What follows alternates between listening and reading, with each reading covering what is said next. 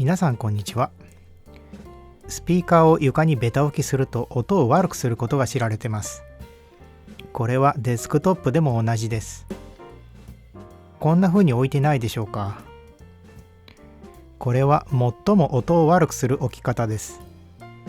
スピーカースタンドを使うことでこれを改善できますが、具体的にどうしたらよいのかあまり知られていないようです。今回はスピーカースタンドの選び方とセッティングについて詳しく解説していきます。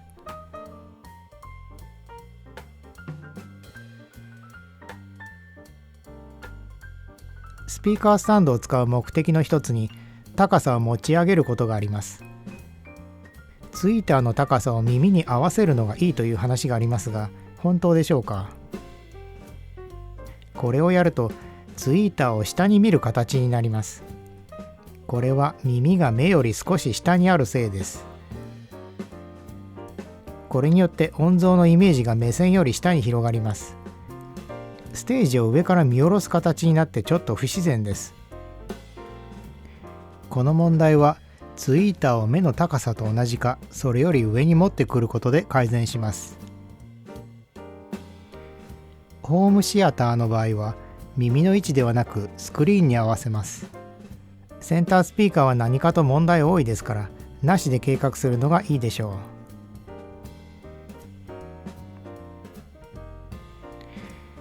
う。ウーハーを床にベタ置きすると低音が膨らんでボワンボワン響きます。これには低材波が関係してます。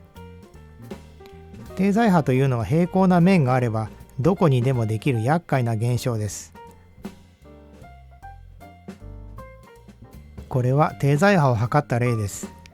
一般的な天井高さは 2.4 メートルですから高さ方向で 75Hz 付近の低材波ができます。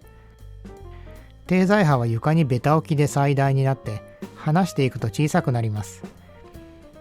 できれば天井高さの4分の1、一般的には60センチ以上離したいところです。つまりスピーカースタンドの高さはこの図のようにツイーターとウーハーの両方の高さを考えて決めることになります。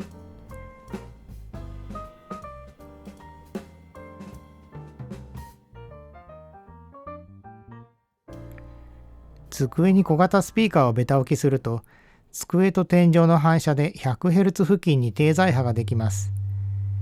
これは以前ご紹介した机と天井の間の低材波です。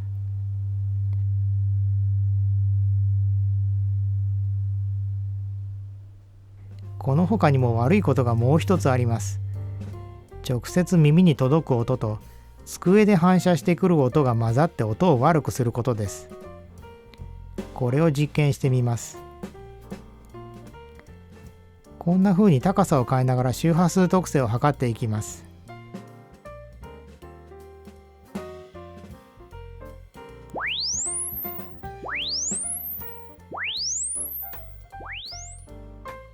こちらが測定結果です。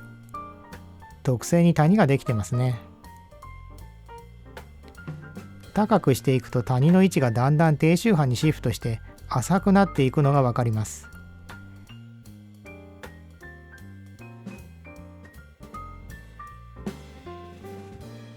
これは直接音と反射音が混ざった時、ちょうど位相が逆になる周波数で打ち消し合うのが原因です。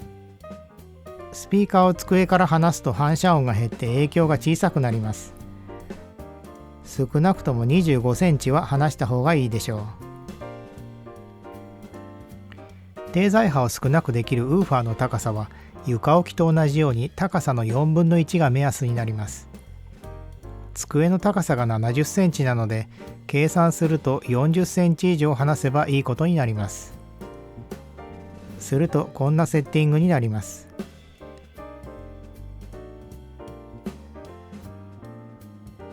デスクトップでウーハーを40センチも持ち上げるとツイーターが高くなりすぎるので上下反転してます。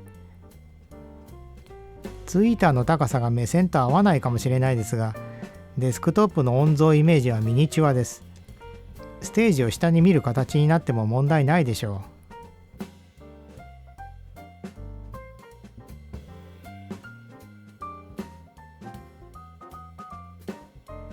う。スピーカースタンドを選ぶとき、第一に重要なのは高さです。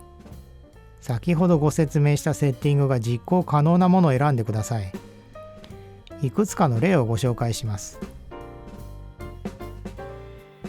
これはデスクトップで使えるスピーカースタンドです。材質は MDF、裏に貼ってあるのは滑り止めのシールです。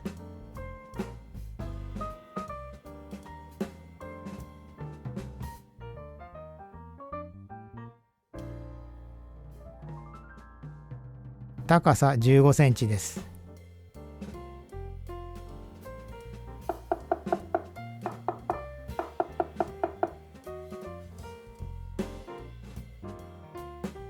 重さは2キロあります。こちらは金属製で高さ20センチあります。裏に貼ってあるのはゴムのシールです。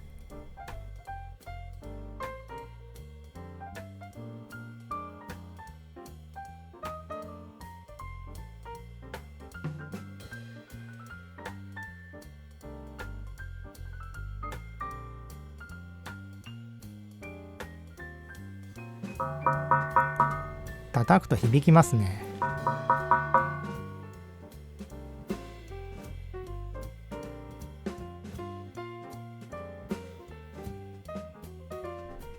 重さは 2.2 キロあります。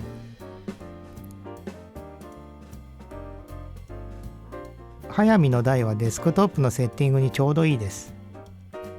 さっきの基準ではウーファー40センチ、ツイーター25センチでした。かなり近いところに行ってますね。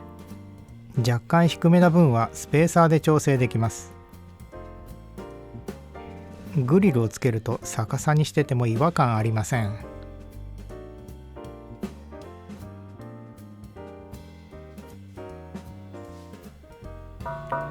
金属の台は叩くと響いてましたが、スピーカーを乗せると静止されて問題なくなります。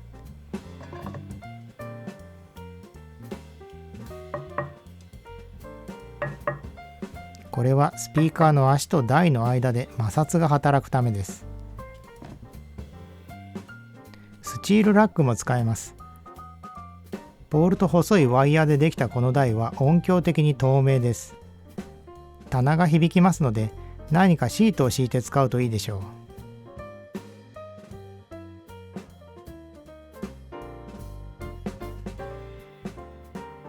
背の高いスピーカースタンドが倒れて通路を塞いだり、ドアが開かなくなると大変です。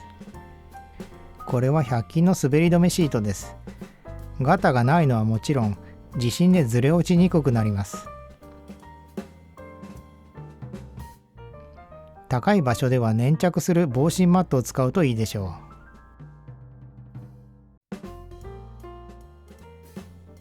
う。背の高いスピーカースタンドの転倒防止にはロープが有効です。これは大型スピーカーを壁とつないだ例です。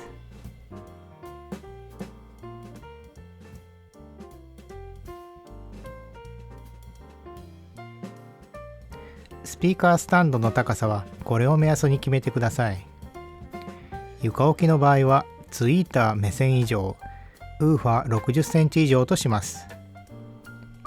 背の高いスタンドでは耐震対策をおすすめします。デスクトップの場合はツイーター25センチ以上、ウーファー40センチ以上とします。ウーファー40センチっていうと大抵は上下逆さになると思います。デスクトップのセッティングでは低材波と天板の反射が課題です。この2つの影響を小さくすることで確実に音を改善できるでしょう。ご視聴ありがとうございました。